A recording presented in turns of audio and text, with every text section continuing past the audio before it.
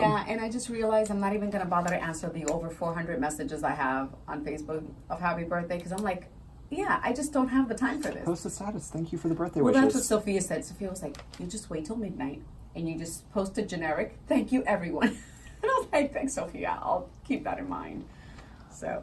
Perfect. So, su nombre es Dania Alexandrino, ¿sí? Sí, eso es así. ¿Y qué es su profesión? Bueno, yo soy periodista de profesión. Trabajé por 15 años como periodista, pero ahora soy gerente de noticias en español en la Universidad de la Florida y doy una clase de periodismo en español, así que soy maestra. Perfecto. ¿Y de dónde es? Yo nací en Puerto Rico, pero cuando tenía 7 años, mi mamá se mudó con mis hermanos y conmigo para Boston, así que me crié en Boston. Sí, pero cuando estaba en Puerto Rico, ¿dónde vivía? Bueno, la familia de mi mamá es de San Juan, la de mi papá es de Trujillo Alto. Entonces, cuando niña vivimos en San Juan, en un barrio, en un sector de San Juan que se llama Santurce. Luego me mudé a Boston y luego cuando regresé a Puerto Rico hace como 12 años, viví un tiempo en San Juan y luego viví en Dorado, que es como a 20 minutos de San Juan. Eso es en el campo. Así.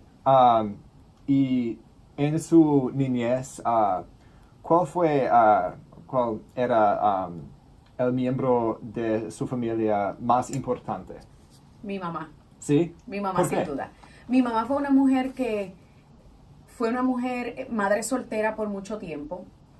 Fue una mujer luchadora, una mujer que fue víctima de violencia doméstica, una mujer que se mudó para los Estados Unidos sin conocer a nadie. Bueno, conocía a la familia del papá de mis hermanos, pero en realidad no era alguien cercano.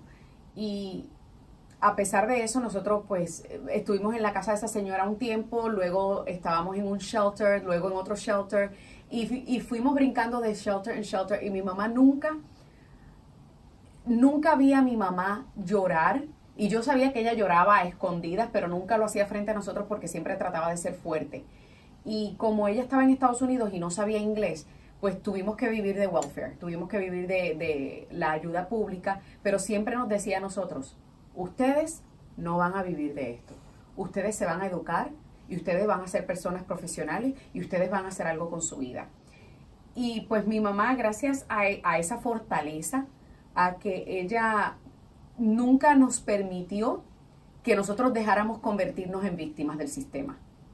Y yo creo que por esa razón, o sea, mi mamá fue madre y padre. Yo conocí a mi papá cuando tenía 16 años.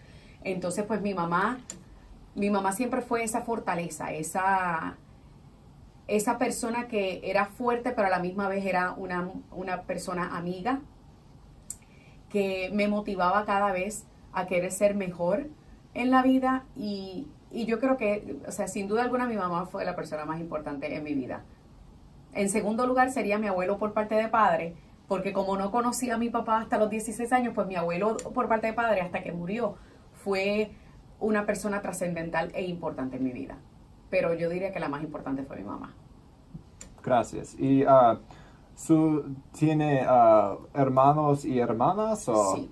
¿Cuántas? Tengo 2 hermanos y 2 hermanas, pero yo soy la única de mi papá y mi mamá. Sí. Así que tengo un hermano y una hermana por parte de mi mamá y un hermano y una hermana por parte de mi papá. Así que en total, obviamente tengo 2 y 2, pero ninguno son full-blooded, o sea, ningún hermano de mami y papi. Yo soy la única. ¿Y tiene una relación bueno con sus hermanos y hermanas? Sí, por lo general tengo mejor relación con mi hermano más pequeño por parte de mi mamá. Mi hermano más pequeño es veterano de Irak y Marine. Y creo que tengo mejor relación con él porque nos parecemos en muchas cosas, porque tenemos ideologías similares. O sea, en el sentido de nuestras creencias, nuestras ideologías, los dos somos conservadores. Y por eso yo creo que tenemos mejor relación porque podemos, ¿cómo te explico? somos similar y además de que como cuando él nació yo tenía 4 años y yo siempre lo vi a él como mi bebé de verdad. En vez de una muñeca, yo llegaba a la casa de la escuela y yo no quería jugar con mis muñecas, yo quería jugar con mi bebé de verdad. Entonces yo le decía a mi mamá, mami, yo le doy el bibí, el tetero. Y yo era que le daba la leche. Mami, yo le cambio el pamper. Y yo le cambiaba el pamper a mi hermanito. Porque he was my real life toy. Y por esa razón es que tengo una buena relación con él. Con mi hermana más pequeña por parte de mi papá, como hay una diferencia de edad de 15 años, porque ella nació cuando yo tenía 15 años, pues no tenemos muchas cosas en común, aunque sí tenemos algunas cosas en común porque ella también es conservadora y cosas así por el estilo, pero yo creo que por la diferencia de edad, pues no tenemos muchos gustos en común. Entonces, pues más bien yo la veo a ella pues como la bebé, como mi hermanita. Y ella a veces se molesta porque ella dice, I'm a grown up. Y me dice, don't treat me like a baby. Pero pues es porque yo tenía 15 años cuando ella nació. Entonces con mi hermana, por parte de madre, mi hermana que me sigue, que soy 2 años mayor que ella, pues sí tenemos buena relación, pero es una relación de respeto, porque chocamos mucho, porque somos muy diferentes, desde las ideologías hasta la forma de ver la vida, o sea, yo la quiero, la adoro, porque es mi hermana y estoy súper orgullosa de ella, porque es una mujer súper exitosa. Pero yo creo que es eso, o sea, que como somos tan diferentes, pues tenemos una relación más bien cercana, pero de respeto, no una relación súper así como con mi hermanito, que, es literalmente nos apoyamos en todo. Y con mi otro hermano, por parte de padre, pues a mi otro hermano lo conocí ya cuando éramos grandes. Y también tenemos una relación de mucho respeto. Tenemos ideologías similares, pero para muchas otras cosas somos muy distintos. Pero sí tengo una buena relación. Pero diría yo que de todos, con la mejor relación que tengo con mi hermanito menor. Sí, y ¿tiene una historia más favorita de su niñez y sus hermanos, su hermanito? Bueno, más allá de esa que te conté, que yo creía que él era mi muñeco, o sea, yo creía que él era mi bebé de verdad. Yo no quería jugar con mis muñecas, yo quería jugar con mi bebé. Mira, fíjate, yo creo que esa es como que una de las historias que más recuerdo, es que era esa de mi hermanito, porque después de ahí el resto de mi vida fue marcada porque me vi obligada a crecer un poquito más rápido cuando nos mudamos a los Estados Unidos, porque mi mamá no sabía inglés. Entonces a medida que yo fui aprendiendo inglés, yo era como que el soporte de mi mamá, yo tenía que traducir, entonces se me hacía mucho más difícil ser niña. Con esto no te estoy diciendo que no tenga memorias, pero ahora mismo no unas memorias así como que, wow. Simplemente era esa con mi hermanito, que yo decía como que ese era mi bebé, mi muñeco. Y esa es como que la más memorable y la que siempre me recuerdo, porque no, todo el mundo que iba a visitar a la casa, que iba a visitar al bebé, nadie podía darle su bebé, su biberón, y nadie podía cambiarle el pañal si yo estaba en la casa. Porque mi mamá decía que yo no dejaba a nadie. Y yo recuerdo muchas de esas cosas, porque yo tenía 4 años. Y eso es una de las cosas que más recuerdo, es que yo me creía que mi hermano era mi muñeca, en vez de mi hermano. Qué cómico. Sí, sí. Y cuando estaban ustedes en Boston, ¿era difícil? Sí, fue una niñez difícil. O sea, nosotros nos mudamos a una ciudad distinta, a una ciudad donde hacía unos fríos horribles, que claro, al principio cuando uno es niño, uno dice, wow, uno va a ver nieve, y pues cuando era niño sí, nos gustaba la nieve y todo lo que se diga, pero ya, pero no fue fácil tener que estar lejos de todos los primos, o sea, porque teníamos todos los primos en Puerto Rico, o sea, no podíamos ya ir fines de semana a casa de mi tía en Carolina, que mis primos en Carolina tenían Atari, tenían la colección de Menudo, tenían, o sea, de todo. Entonces, pues ya no podíamos ir fin de semana a jugar a casa de mi tía Carmen. Y en ese aspecto, pues sí fue un poquito difícil. Fue un poquito difícil ver a mi mamá sufrir. Un poquito difícil estar alejado de mi abuela, porque yo soy una de las nietas favoritas de mi abuela y una de las consentidas. Y pues en ese aspecto sí fue difícil. Pero yo agradecida de la vida de que mi mamá haya tomado esa decisión, porque mi mamá en Puerto Rico vivía en residencial público, lo que llaman en los projects, public housing. Y sabiendo que mis primas quedaron embarazadas a los 15 años viviendo ahí, quién sabe si al yo quedarme ahí me hubiese influenciado negativamente con todo eso. Y estaré siempre agradecida que mi mamá dijo no, mis hijos merecen una mejor vida. Y mi mamá decidió irse y mudarse a los Estados Unidos. Claro, fueron momentos difíciles porque no tuvimos un apartamento hasta que yo llegué a 6º grado. O sea que yo empecé en 2º grado, los primeros 4 años que estuvimos en Boston estábamos viviendo de casa de amistades de mi mamá en casa de amistades de mi mamá y de shelter en shelter. Y no tuvimos nuestro primer apartamento hasta que yo estaba en 6º grado de escuela, en middle school. So, it was hard, pero yo no le reprocho a mi mamá nada, al contrario, yo le soy agradecida porque yo sé que tuve mejores oportunidades en Boston que las que hubiese tenido en Puerto Rico. Sí, y ¿cómo decidía que estar un periodista? Eso es un chiste.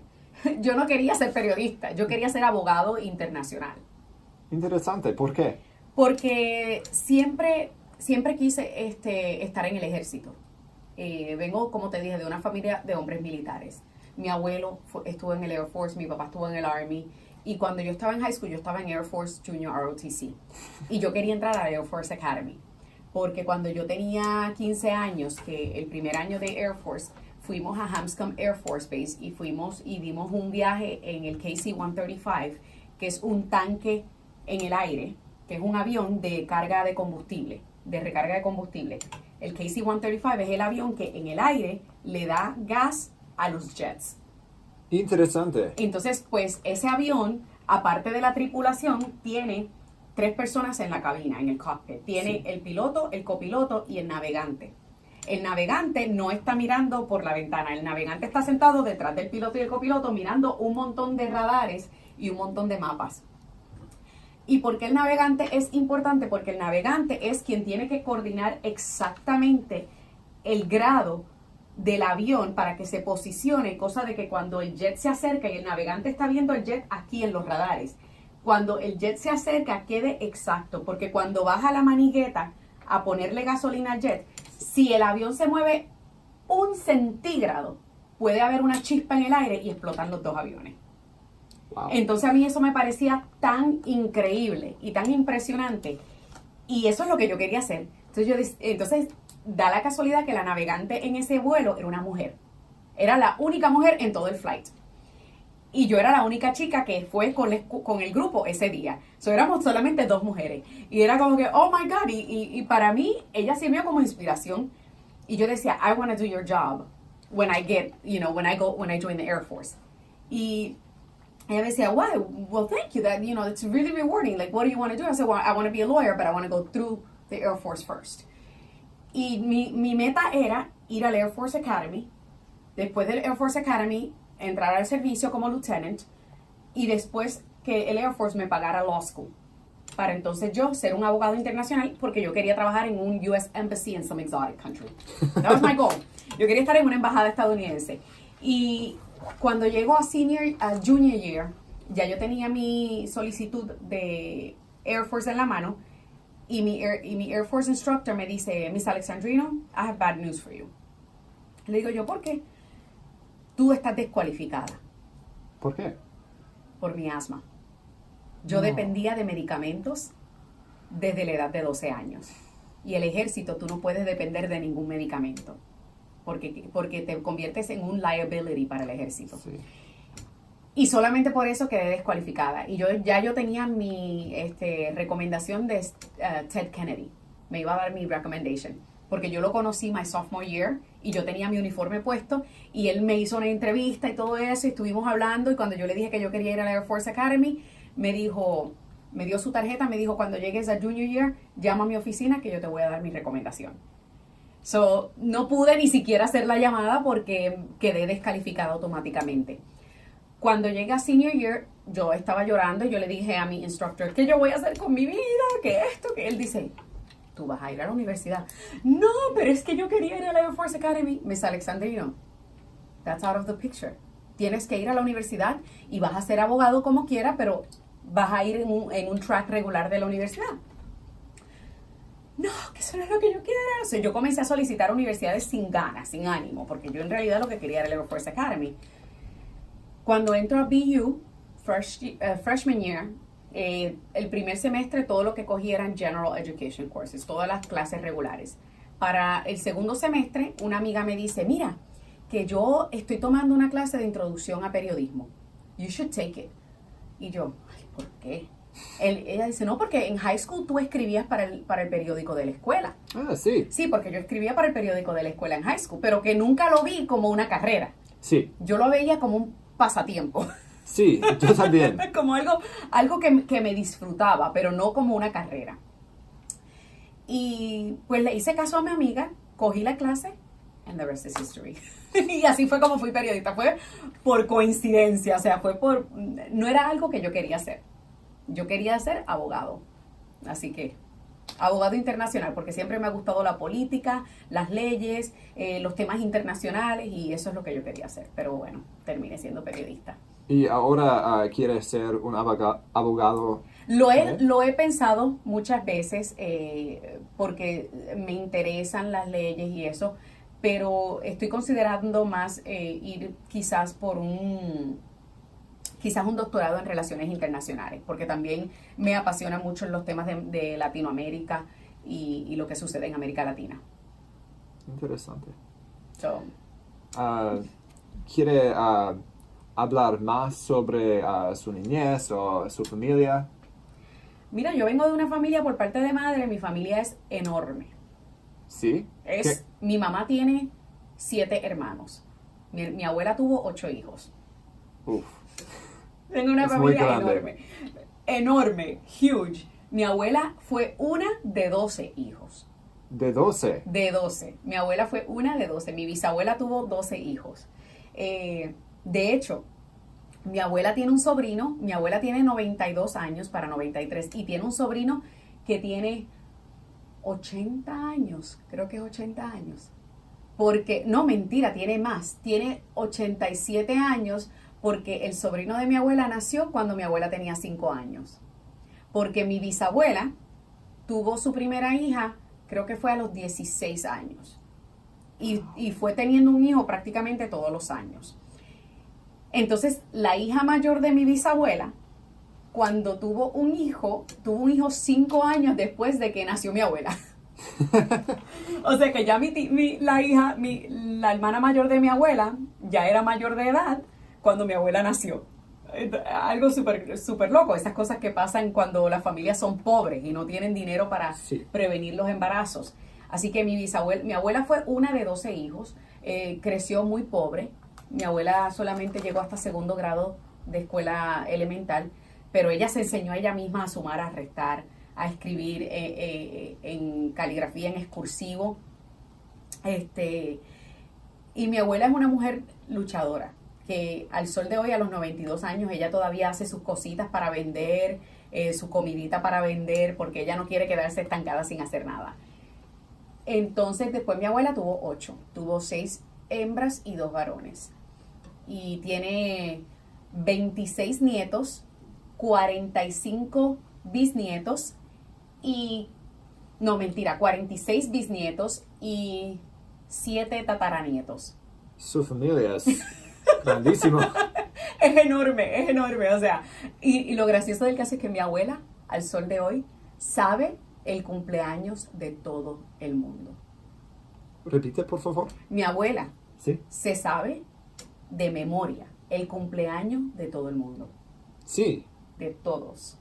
Ella se sabe de memoria los cumpleaños de los 8 hijos, de los 26 nietos y de los 46 bisnietos. Los de los tataranietos todavía como que está un poco confundida porque son tataranietos, pero los de los 46 bisnietos, ella se sabe los cumpleaños de todo el mundo. Entonces ella tiene una estrategia que ella lo que hace es que trata de acordarse cuántos cumplen el mismo día.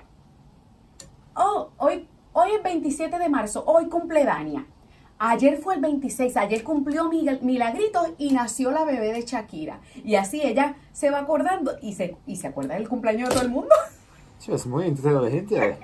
Y yo le digo, abuela, yo no me acuerdo del de mis sobrinos y te vas a acordar. Yo no me acuerdo, tengo 5 sobrinos y no me acuerdo del cumpleaños de ninguno. Bueno, de la mayor, porque tuve custodia de la mayor por 2 años. Vivió conmigo por 2 años. Pero de los demás no me acuerdo el cumpleaños. Y apenas me acuerdo el de mis hermanos. Pero mi abuelita se acuerda del cumpleaños de todo el mundo. Así que eso realmente es algo que me hace reír y me llena mucho. Y yo le digo a mi esposo todo el tiempo.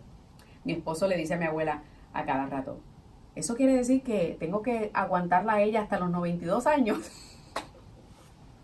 Y mi abuela se ríe y le dice, sí, a lo mejor te mueres tú primero. Y yo, abuela.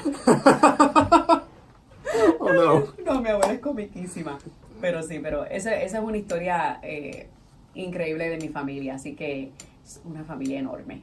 Y hoy tiene un esposo y ¿cuántos mascotes? Tenemos 4 perros. 4 perros, que son nuestros hijos hasta el momento, hasta que tengamos nuestros hijos, pero tengo 3 hijastras. Mi esposo tiene 3 nenas, que ya son grandes. La más pequeña tiene 21, que acaba de cumplir este año. Las otras 2, una tiene 22 y la otra tiene 23. Así que están en fila. Pero sí, todavía no tenemos bebés juntos. Pero mi esposo también tiene 2 nietos. 2 nietos. Sí, la hija mayor tiene 2 niños. Porque ella tiene 23 años, entonces tuvo 2 niños. Fue madre muy joven. Sí. Pero, muy joven. sí, pero ¿qué se puede hacer? ¿Quiere, cómo se dice, add anything else? No, I think that's a lot. Gracias por todo, Dania. A las órdenes siempre. Si se te ocurre algo, si te acuerdas de algo, me dejas saber. ¿Ok? Gracias.